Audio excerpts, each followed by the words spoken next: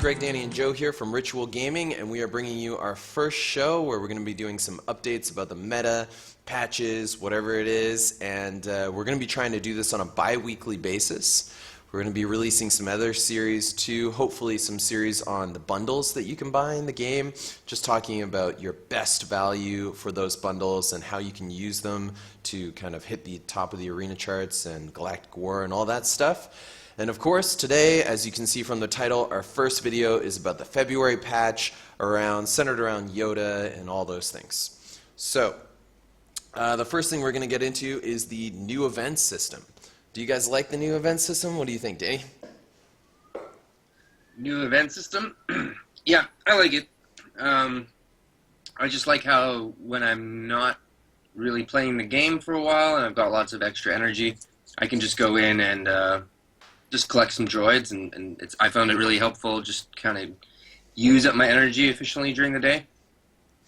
Yeah, that's fair enough. I think when the patch was first released, and obviously we're doing this video just a week or so after the patch, when it was first released, people were really excited for that particular reason. But it seems like a few people now have started to notice that maybe you aren't getting a equivalent exchange for your energy in compared to how many training droids you get. Like, did you really find that you were getting a lot? No, I completely agree with that, but, you know, say if I just am busy during the day or whatever, my energy will go to waste if I just don't use it quickly. So blowing 20 energy and then it coming right back again while I'm not playing, it's fine with me. It's an easier way to just quickly keep your energy low. Exactly. Yeah, I usually just burn my sim tickets on some hard levels for characters I might not be so, urgently grinding for. But yeah, I'm not so sure about the keycard battles. Well, what's replaced the truly worthless keycard battles. I've done them once or twice, but I mean, I'd rather use my energy burning up sim tickets on hard modes and stuff like that. Yeah, I agree, actually. I would rather go and do a hard mode on pretty much anything else. But, I mean, if you are training up a guy, then it really can help, right? Okay, well, what about the Yoda event? Joe, did you get Yoda?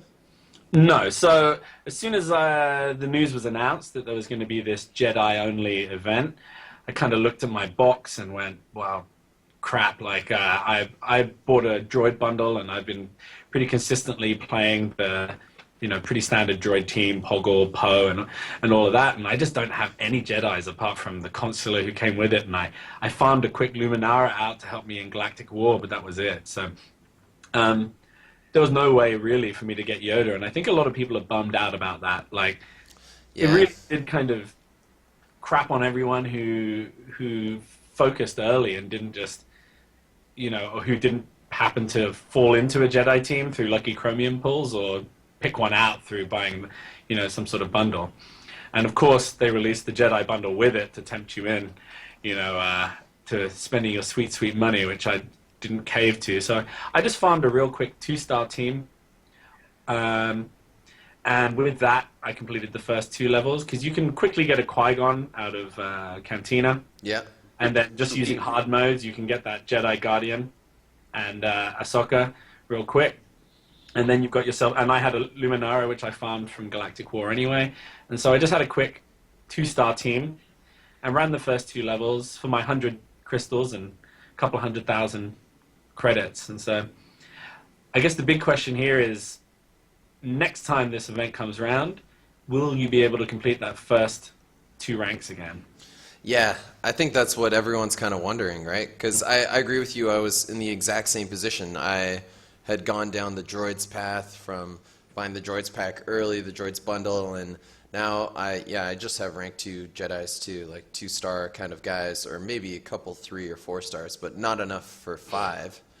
I really hope when they bring it back, like they say they're going to be, 6 weeks from now or something is what they seem to be throwing around, then will we be able to farm those like 1st and 2nd star levels before, again? I don't know.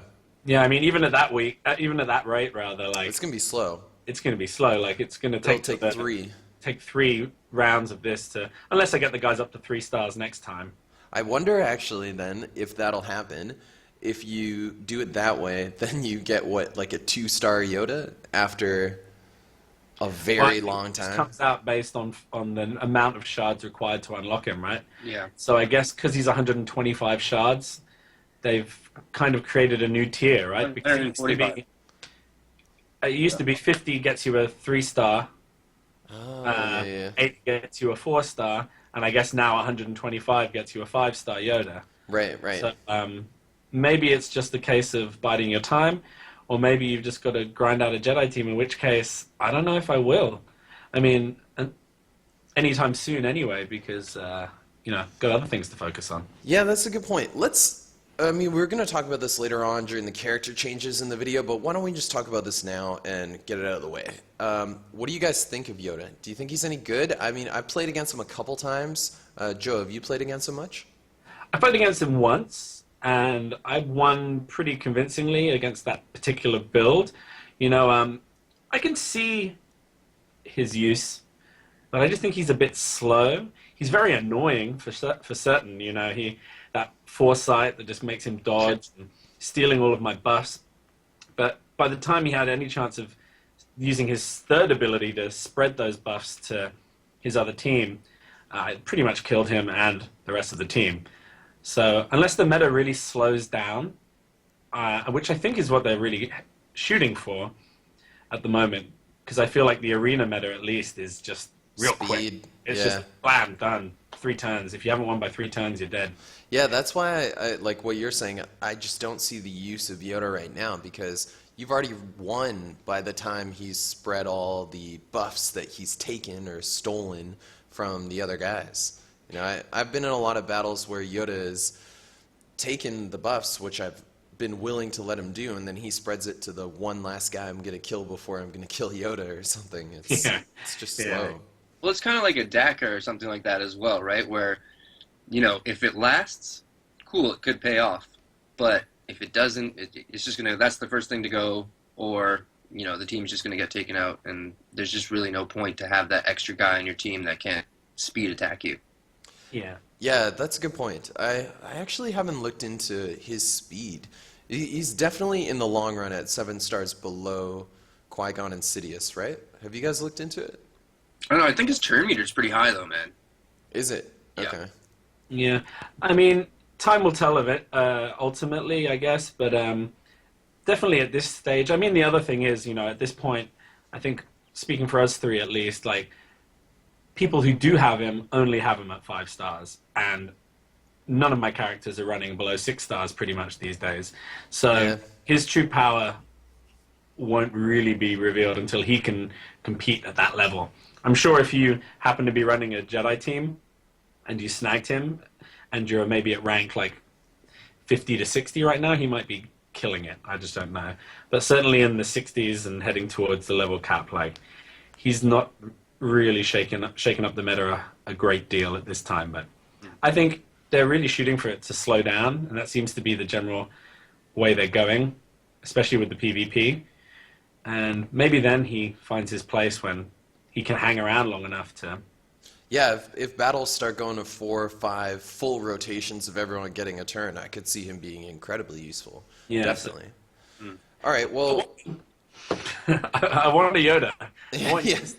It would be nice to have, that's for sure. And his attack animation just trolls the other player, because it takes forever. His first attack, he's just jumping all over the dude and doing backflips and shit, and you're just waiting there being like, all right, I just want to see time out on how much arena damage. before you even get to beat the team. Yeah, exactly. Yeah. It's like maybe a new strat. Maybe that is the new meta, Just fucking time it out. That used to be the old meta, was when it was a lot slower, right? It was definitely people trying to run super defensive teams that you just couldn't kill with the time limit. Yeah. All right, let's talk about free energy rewards really quick. I think this is going to be a pretty everyone's saying yes, they're great. Yeah. Does anyone dislike them? Only because I have 2 accounts, and now I'm really struggling to find enough time in my day to play them to their max. So yeah, my alternate account is suffering. The droid, the little new droid 20 energy to get some droids real quick. Mm-hmm. Use them on that if you just don't have time. That's about it. Danny's a real advocate for these 20 energy joins. Because, you know, if you're busy, it's fine. It's a good thing. It's good. Yeah, that's true. And I guess I did notice, it's never happened to me yet because I've run it maybe twice, but there seems to be this multiplier chance that you can get 3 times the output. Yeah. And if that dropped, then it's really worth 20. Oh, yeah. You're going to I can get see like that. a dozen or so droids for 20, and that's suddenly really worth it. But yeah, I haven't played it enough to really get a kind of idea of the drop rate and the chances of that. I feel like maybe on a second account it would be fine to use that every once in a while, but yeah, I don't think I'd ever do it on my main account since it's on my phone and I'm checking it all the time because I'm an addict. What about leaderboard rank swap adjustments? You can't fight people that are, so I think their example that they have right here is rank 11 could attack rank 2, and now rank 11 can only attack rank 6. As someone that's always trying to fight for the rank 1 spot, I really like this change. I think it's totally fine. It just gives you a few less people that can snipe you just before that time. What do you think, Danny? Yeah, I agree. It's if you're up there, you want to stay up there, obviously, throughout the day. So there's just a higher chance of you doing that without having to get pissed off and find yourself like 30 ranks below where you were. So it's a good feature they've added, yeah. Yeah, I just thought about this now actually too, is that one thing it does encourage is for people to actually use their battles during the day to just ensure that they're not getting like knocked down too much, you know, which is good. It gets people playing more. Yeah, that's exactly what I've been doing. I generally like when the day changes, I'll play a battle before I go to bed, and just to keep me in the top 10 or the top 15. I'm not quite up there with you, Greg, who's always basically you're number 1 6 days a week, 7 days a week. I tend to be more in the sort of 15 to 8 or 7 region because I took a bit of time out to farm these Jedis, and yeah, just going on and playing a game once every 2 or 3 hours and just keeping yourself in the top 15, and then maybe saving 2 games right before reset to try to push for that top 10 spot. It feels a lot better than just saving all of your arena battles until an hour before before the arena reset, and then just trying to strategically time so you can spend as little time as you can at the highest rank you can. It just seems a bit dumb. That's true actually. When you are at the highest ranks, it almost encourages you to play it less, like to save those games for just in case you've been displaced. So yeah, I like that change. That's good. Now the gear detail change and shard details. Yeah, gear and shard details changes, whatever. We've been playing with them, for about a week now, and I think they're really great. I think for new players, they're great. I think for old players, at first, the gear screen, when you went to all your characters, it looked a little cluttered, but I've gotten pretty used to it now. It doesn't really bother me. Danny, what do you think of the new gear changes? Yeah, it's good, and it kind of coincides with something I wanted to say was, you know, in the shop now they have like purple gear. You can buy purple gear. You can buy better gear in the what should we call it? The shop there? The shipments. Yeah, that's it. And it's just a great feature to have when I'm buying gear there because the gear is quite useful. But you know, all you have to do is just click on the gear and be like, oh, you know, none of my guys require this right now, or oh yeah, I can use that right away. You know, you have to fish through everything. It's just super simple, really clean. I like it. And they've definitely buffed the gear that's available in that shop in shipments. I feel like now I go there, it's amazing. You get purple gear out of there. Before it was just awful crap. Yeah, no complaints. 100% improvement here. Yeah, and even that little thing they did too, where when you're looking for gear or when you're looking for shards, like you're doing Cantina levels or hard modes or something like that, and they say 1 out of 20 collected or something like that. That's great. Yeah, flicking back and forward, going like, was that 19 or 18 or what? Yeah, it was just. Yeah, it's like that should have been there when they released the game. So. And all right, so we've been working with this for about a week too. But and I think we're all really used to it, so we kind of forget what it was like before. But the arena screen matchmaking, it's a huge change. And before, all you could see was the leader of the person's team. You couldn't really know much else about their team. Now, I mean, it's insane what you can find about their team. You know all their 5 members of their team. You know how many stars they have. And I don't know if you guys ever noticed this. I just noticed this recently. You can actually click on the individual characters in their team, and you can see their stats. So you could compare speed, whatever you want to know. Yeah, and how they've leveled up each ability or whatever. Oh yeah, that too. I did not know that. Can you see their gear level? Pretty cool. Yeah, you can. Oh, damn. But yeah, well then I like it even more. Yeah, it's a good change. And I think it's going to have a larger knock-on effect than simply going, whoop, don't fight those guys. Yes, fight those guys. I think it's going to, in itself, change the meta. Yeah, I totally agree. I mean, we were talking about this before off screen where I think it'll start, well, I mean, I think and I hope, to be honest, because I would love to see people start using kind of pocket picks. Yeah. I mean, there's like 7 guys you see on Arena these days. Yeah, exactly. Yeah, it would be really cool to see people using kind of pocket picks to really focus the weakness of different teams. I mean, obviously, that'll come once people have been at top level for a little while and they have more time to put different energy towards different characters. But I don't know, Joe, what would you think right now as we're progressing with this new arena? What do you think some pocket picks might come out as? I mean, another thing, and we'll talk about it in a minute when we get to this increased damage over time.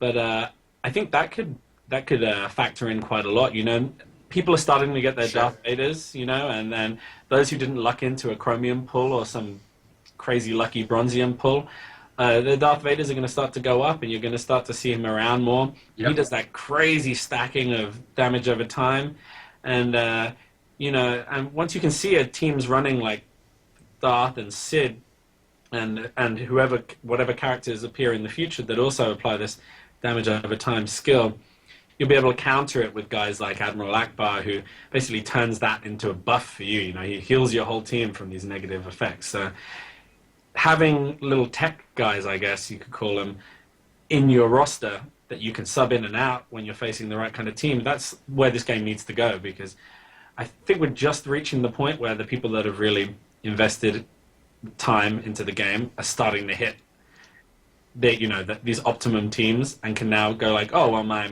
Sid is 7-starred, or my HK-47 or my Poggle or whatever is at max. Like, who do I go to next? Yeah, we've got some free Galactic War shipments. Yeah, like, I don't need those arena shipments anymore. Like, who do I get? And guys like that with some interesting skills are going to be my first go-to, because I still want to run my beefy team that I spent all this time building.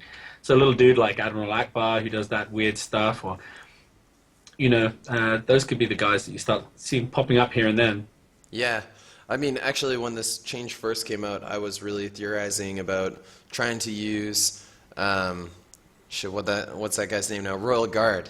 And I had completely misread Royal Guard, and actually I was thinking it's going to be the new sleeper champion. It's going to be so good, because I misread it so badly that I thought the taunt chance of and sorry for people that don't know, he has a unique skill where if someone reaches below 30% health, he automatically taunts. You don't need to use him as a skill or anything like that. And I thought that was huge, and I thought that chance could go up to 95% chance for him to automatically taunt. However, I quickly learned that it's more like the highest you can get is about 40 or 65 or something like that. Shout out to one of the Reddit mods on SW Galaxy of Heroes. He definitely helped me learn my lesson the hard way there, and that hurt. Well, I hope you didn't put too much time into him before you found out. No, actually, I didn't. I really, really wanted to, because I was so frustrated. And let's talk about this now, actually. So we're almost through the patch here. We just kind of mentioned delayed damage. And some of the things about this patch weren't mentioned in the actual release notes. And now that we've done this video a week later, we can kind of see some of the stuff that came out afterwards. And one of those was that there was no longer speed tiers. You wouldn't have characters sharing a speed tier. We went down to individual speed stats. Now, when this originally came out, we were kind of thinking, you know, what would this shape, how would this shape the meta? and I think it's had a big effect on the meta, and they didn't even really mention it in the patch notes, which kind of bummed me out, actually. I was really hoping they'd be a bit more, what's the word? Sort of upfront about it. Yeah, upfront about it, yeah. But, okay, I think actually we should talk about that a bit more once we get to character balance changes. So, okay, delayed damage. Now, as of right now, delayed damage has been reverted. Damage over time, dots, whatever you want to call it, it's been reverted. It can't kill people because it was causing a bug with HK47 and Old DACA, and it was making them, if they died and then came back from, if they died from dot damage, it would make it where it was unplayable and you basically lost because of it. Now, it happened to both you and I, Danny, right? Did it happen to you, Joe? No, I didn't see that, but Yeah. lately I've not been running HK47 so much in my arena team. He's kind of been subbed out permanently for Poggle, so... Well, there we go. It doesn't matter.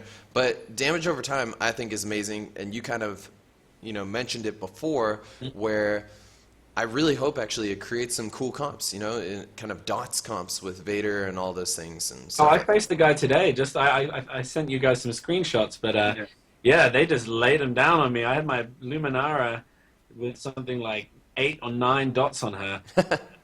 The one thing I did notice though is that she didn't die, and I won the fight, and so that makes me question like whether or not it'd actually be worth it. Because they laid about as many on me as it's physically possible to do. Sid pretty much tagged everyone, and then Vader went off and pretty much tagged everyone again, and it just looked silly. And I still won with 4 guys standing. So wow, I'm still. You got better fingers. That's my team. This is my alt account where the team's really no great shakes. It's a pretty hodgepodge team of whatever, but it didn't even really scratch me. So maybe there's kind of a glass ceiling then as to how much damage those dot comps could actually do. That is from one example of it happening to me. So who knows? I'm sure. I mean, they help. They help a lot. Sorry? They help a lot. Yeah. Oh no, they don't hurt. That's for sure. Yeah, Your that's opponent. true. Yeah. Okay, so let's look at, first of all, in this patch, Lifesteal started working, which I thought was amazing. So good. I remember the day the patch came live, and I used IG88's AoE, and he just gained about like 2,500 health, and I was thinking, Nice. what the hell is this? Is this a bug? But supposedly that's the way it's meant to have been working the entire time. It just hasn't been working. So seen a lot of characters, I don't know, I think it's kind of a soft buff for a lot of characters, like IG88 especially. I wouldn't even call it that soft. I mean, that's single-handedly got me through a few games. If they have the full team up and you just, especially in Galactic War, that's just made IG88 100% better in Galactic War. Yeah, now I saw a lot of people theorizing online that maybe this would help Asajj become a bit more powerful because she has huge lifesteal. Her lifesteal is like 45% or something like that. But I mean, everyone said it. It's been said 1,000 times on the Reddit and everywhere else online. I think she's still just too slow to really invest into right now. What do you think, Danny? Yeah, your hatred for Asajj goes very strong, Greg. It goes deep. Yeah. Look, that bitch betrayed me. Single-handedly took you to the dark side. No, but I mean, like, for things like droid teams, if you're playing in Arena or Galactic War, generally, if you're having purely droid comp, you don't run healers. So just the fact that they can heal a little bit gives you just a little bit more edge and makes you last in Galactic War a bit longer. It's very cool with my IG88. That's all I'm gonna say. Yeah. Plasma as well. When you get that rain of bullets attack, it just like heals her right back up. And yeah, definitely with the AOE characters is where you see it. It feels good with the hitting AOE 5 people at a time, and it just goes up by like 1,500, 2,000. It's a quarter of your life back in a lot of cases, and that's just huge. I wonder if. I bet you it would be the case if Lifesteal wasn't kind of made to start working in the game, then I think dot comps would be a lot more powerful. When you didn't have most of your characters getting that little bit of heal each turn, they would probably seem a lot worse. Yeah, because they kind of negate a lot of the dots sometimes, right? Yeah. Yeah. Okay, let's go into character balance changes. So our first one, First Order TIE Pilot. the bane of anyone that has ever experienced 4 basic attack procs and had your tankiest character just turn to dust. So they fixed a bug with the TIE Fighter pilot, or First Order TIE pilot, and he was getting too much strength, and now his agility growth, it was much lower than intended. So basically he was too beefy. He was so beefy, he wasn't even a glass cannon, which is really his intended design. And they also fixed a bug that allowed his basic attack to gain more multi-attacks than intended. So less health, less attacks. I like it because I don't have them. Yeah, I mean, he was broken. So, I mean, I'm not one of these guys who's gonna be a little bitch about it because I don't have him and he killed me a bunch. But fact is, it was broke, especially at the higher levels, and it needed to be dealt with. Yeah, definitely. All right, let's look at our next guy, Talia. So Talia gets more health, and she won't kill herself as often, which I think is pretty huge. The AI used to run Talia terribly. They would try and heal herself by using her own heal, which did more damage than it did heal to herself, which was horrendous. Now I seem to notice, though, the AI just kind of saves it until it's way too late, but I guess that's like a lot of AI healers do. And her health steal effect on her basic ability has been doubled at all ranks. So I've used her a little bit on my second account. Danny, have you used her much? Do you use her very often? Talia? Yeah. I do not use her at all. Okay. All right. Let's go to Joe then. Joe, do you use her? A small bit in Galactic War, so I tend to put her in as my early stage healer until she eventually dies, and then I replace her with a Consular or Luminara. So on my alt account, she's definitely become a lot more powerful. But I think the real improvement here is actually kind of weirdly, like you said, for the AI. Like, yeah, she's better when you're leaving her in your team and you're not playing, because she's not doing dumb stuff like being the only person on the board and then using her heal ability to just punch herself in the face. Like, it's I think that's really, it's just made her, I don't think it's really increased her viability as like a top tier character or something. I think it's just made her slightly less stupid. Yeah, made her a little bit more average. Yeah, a little bit more average. That's what everyone wanted. Yeah. Yeah. All right, now everybody's favorite, Poe Dameron. So we've reduced the tenacity, not the health, or actually I think the health did take a little hit, right? A little bit. It's 300 or 400, I think. Is it? Okay, yeah, 400. So he's more susceptible to negative effects, and they reduced the chance for him to expose, right?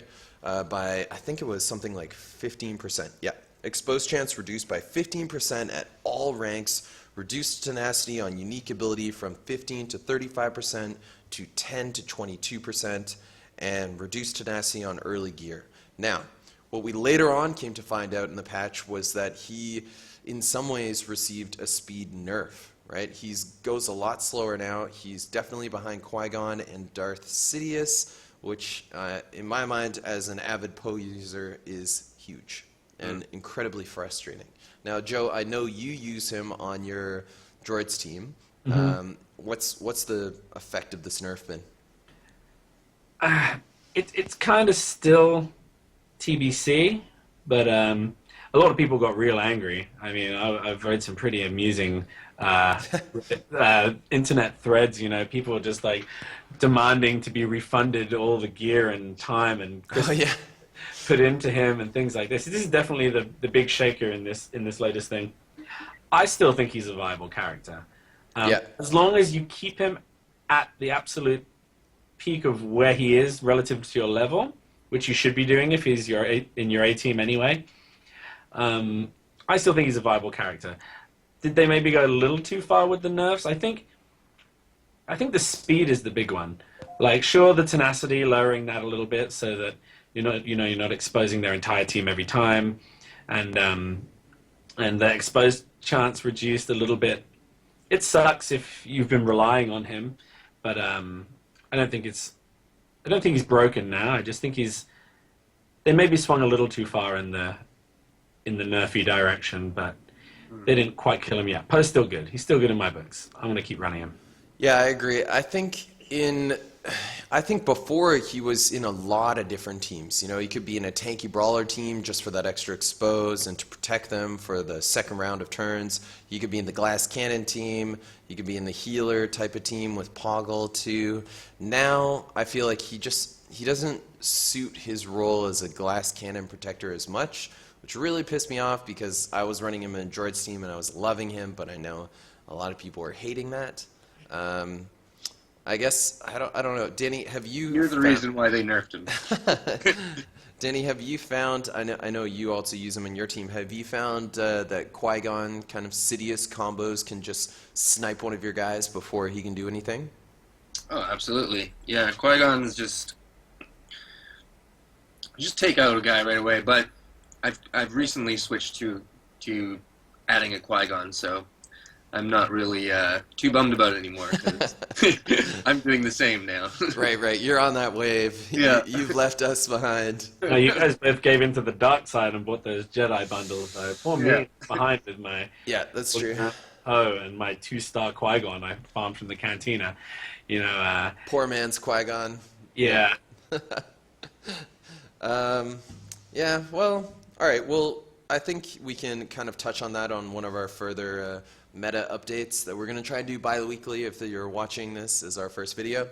Now we're running a little short on time just to try and keep this video around 30 minutes. So let's skip the changes to Jedi Knight Guardian because nobody cares. Yep. And let's skip the changes to Asajj because she's still too slow. And let's look at Savage Oprah. Now, Savage Oprah, when he first came out, I don't really know how to interpret these things. So for anyone who hasn't seen it, it's his unique ability now also grants offense up for 1 turn when receiving damage, which is pretty cool. It does more damage. And his special ability now deals massive damage and can't be evaded when used against enemies at 25% health or less. Now, when I first saw this, I thought, what is massive damage? I have now learned that massive damage is 9,999 damage. I think it's 99,000. Oh, is it? Is it even that? Okay. I think it's 5 digits. It's death. It's a silly guillotine. instant death. Yeah. But I don't know. Joe, what do you think? Has this made Savage Oprah viable? It depends where. In Arena, not so much. In Galactic War, again, this is one of those weird ones, a little bit like Talia, where I feel like this has helped him most if he's in your team when I'm playing against you in Galactic War, where it's a real pain in the butt when you might be a little low on health and you're hoping to be able to stall out a turn so you can heal your team up, and then he just jumps on one of your dudes who was a little bit low from the previous round, and it's just gone. And no matter what formation you try to play against it, he just zeroes in on that guy and just kills him. And so yeah, I'm still yet to see his effect if you're actually using him, but he's definitely a pain in the butt to play against, especially in Galactic War. Yeah, have you played against him much in Arena, Danny? Once or twice, and he was just never really a problem in Arena for me. Yeah, same. He's pretty tanky, but you can usually take him out before he's got any chance to use that crazy effect. I feel even with his extra damage, it just doesn't do that much, and you can still just leave him till the end. And yeah, he might snipe off one of your guys, but you're probably going to trade a lot more for that. Mm-hmm. I've seen him in a few of the top 10 comps on my server, and I'm happy when I see him and just kind of try and shoot for those guys. I don't know. Let's see how that goes in a further update. Mm-hmm. Okay, Mace Windu. Now, he didn't do that much damage before. Will he do more damage now? We've been playing for a week. I've seen one account in the top 20 of my server use a Mace Windu. So I don't know. Have you guys seen it much? Yeah, just one. Yeah, Joe, what about you? I don't think even one. Yeah. Definitely in terms of PvP, I don't see him around. I still don't think he's a particularly useful character to have. Yeah, now, just for people who haven't seen it, his basic ability got reworked. It now deals 20 to 50% more damage while Mace Windu is above 50% health, and heals Mace for 50 to 70% of the damage dealt while he's below 50% health, which seems really cool. I mean, it seems to, you know, when he's feeling good, he's doing more damage. When he's feeling bad, he's healing himself back up. And his unique ability was reworked. At the start of each turn, he has a 30 to 60% chance to expose a random enemy until the end of his turn. In addition, Mace Windu gains 10 to 25% turn meter whenever he attacks an exposed enemy. So I think you know we've all talked about this when we first saw it. Joe, what do you think about this unique ability rework? I'd kind of put it in the same category as perhaps Yoda, in that the real power of it will probably become more clear if the general like metagame slows and these effects have a more, you know, slide rule-y way of manipulating his health and damage sort of ratio. Yeah. But you know, again, right now he's just dead. He's the dead guy. That's who he is. That's the moment. You're right. Yeah. I rarely ever am in an arena match that goes beyond, really truly beyond 3 turns for each character. Max. You're not going to win it 3 times, and maybe there's another 3 or 4 of just mopping up. Yeah, and I just don't feel like his unique ability can come into that. And I mean, it's still a 30 to 60% chance of it happening. It's still kind of low. It's not going to happen every turn, that's for sure. And so if you're only lasting 3 turns, what you're hitting maybe 1 out of 3, 2 out of 3, it's just not enough. All right, let's look at Captain Phasma, everybody's favorite free leader. So I don't think these nerfs were too extreme. I think they were totally needed, and everyone was kind of abusing Phasma before for giving extra attacks all the time, so they fixed a bug that allowed Phasma's leader ability to trigger on non-attack abilities. So basically people were running a bunch of healers with Phasma, and when they healed, it could trigger an attack. It also fixed a bug that could cause Phasma's leader ability assist to target allies instead of enemies. Now, I just think it's great that she's not attacking as much. What do you guys think? Yes.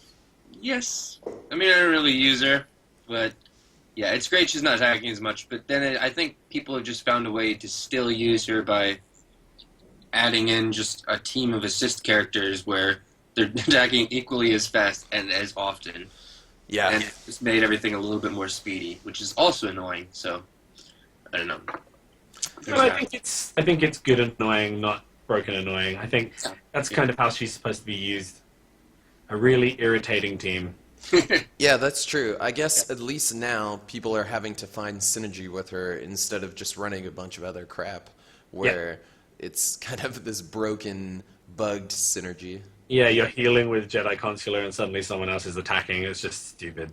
Yeah, I feel like maybe a week ago when we first saw this patch, we would have all been a bit more, whoa, you know, by this change and thinking like, whoa, this is going to be insane. But now that we've seen kind of the outcome of it, hasn't really changed too much, really. Yeah. She's still good. Yeah, she's still good. I don't think she's super top tier anymore. I think there's a few leaders that are kind of in front of her, but in the right place, the right time, she can do your job. All right, that sums it up from here. Ritual Gaming, thanks a lot for tuning into our first video. Please like and subscribe to our channel. Leave us comments down below. I mean, this is the first time we're all really trying to do this, and I think things will hopefully just keep improving. So let us know what you want to see. Let us know what you think. Thanks, guys.